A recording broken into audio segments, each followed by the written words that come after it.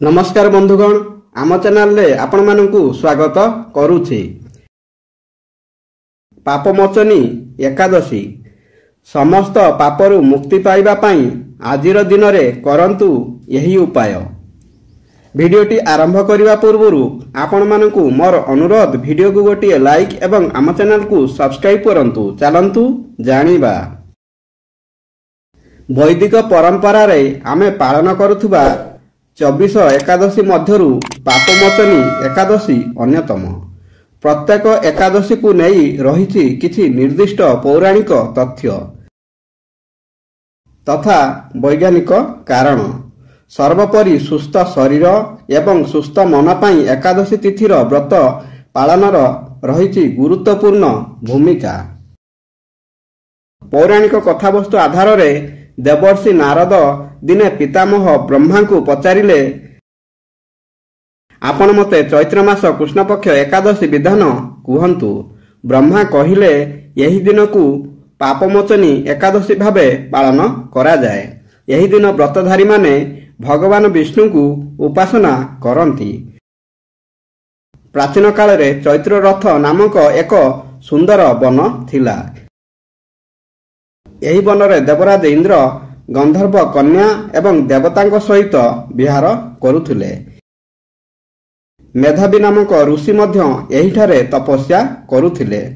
दिने कामदेव ऋषिंक तपभंग पाई मंजुघोषा नामक अप्सरा को पठाइले। युवावस्थारे ऋषि अप्सरांक हावभाव, नृत्य, गीत तथा कटाक्षरे काम मोहित होइगले। रति क्रीडारे तांकर 57 वर्ष बीतीगला। दिने मंजुघोषा देवलोक जीवाकू आज्ञा मागिले। यह शुणी ऋषिंकर आत्मज्ञान फेरी आसिला। से रसातलगामी हेबार एकमात्र कारण अप्सरा मंजुघोषा बोली जानी पारिले। ऋषि क्रोधरे मंजुघोषा को पिशाचिनी हेबाकू अभिशाप देले। मंजुघोषा अभिशापरू मुक्ति पाइबा पई ऋषि को अनुरोध कले। पापमोचनी एकादशी उपवास करी अभिशापरू मुक्त हेबा लगी ऋषि मंजुघोषा को कहिले। यही व्रत करिबारे मंजुघोषा अप्सरा पिशाचिनीरू मुक्ति होई देवलोक चालीगले। ऋषि मध्य यही व्रत करी पापमुक्त हेले।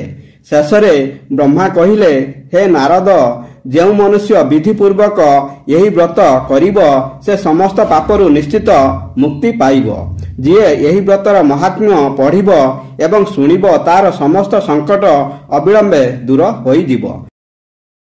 व्रतधारी माने निष्ठार सहित आज एक दिन उपवास रही अर्थात फलमूल क्षीर खाई दिनटी को कटाइबे। चैत्र मास कृष्णपक्ष एकादशी को विशेष करी पापमोचनी एकादशी भावे पालन करा जाए। यही दिन निष्ठार सहित भगवान श्री विष्णु को आराधना कले जीवनर समस्त पापरू मुक्ति मिले बोली विश्वास रही। पापमोचनी एकादशी रे उपाय। पापमोचनी एकादशी रे तुलसी माता को नूतन वस्त्र एवं शंखा सिंदूर देई पूजा करिबा द्वारा आपणक घर खराब नजररू दूरेई रहिब एवं घर परिवार रे सुख संपन्नता रही थाए। पापमोचनी एकादशी दिन संध्या समय घरर मुख्य द्वार 9टी बतीथिबा दीपटीए लगाई रखंतु। एपरि करिबा द्वारा आपणक घर आड़कू माता लक्ष्मी कृपा आकर्षित होई थाए एवं आपणक सुखरे वृद्धि होई थाए एवं माँ लक्ष्मी सर्वदा आपणक सहित रही थांती। पापमोचनी एकादशी रे गोटे घियो दीप जलाई भगवान विष्णु निकट रे रखी विष्णु सहस्र नाम पाठ करंतु। एपरि करिबा द्वारा समस्त पापरू मुक्ति मिली थाए एवं घर परिवार समस्त विघ्न दूर होई थाए। अटकी रहिथिबा कार्य मध्य सुरुखुरु रे होई जाई थाए। पापमोचनी एकादशी रे चाउल स्पर्श करिबा उचित नुहे, किंतु पापमोचनी एकादशी रे चाउल दान करिबा द्वारा शुभ अटे एवं एही पूजा रे चाउल रखी ता उपरे दीप रखी भगवान विष्णु को आराधना करंतु। यह करिबा द्वारा जीवन रे कदापि धनर अभाव होई न थाए। बंधुगण भिडियोटी भल लगे भिडियो को गोटे लाइक एवं आम चैनल को सब्सक्राइब करने को भूलिबेनी। धन्यवाद। जय श्री कृष्ण।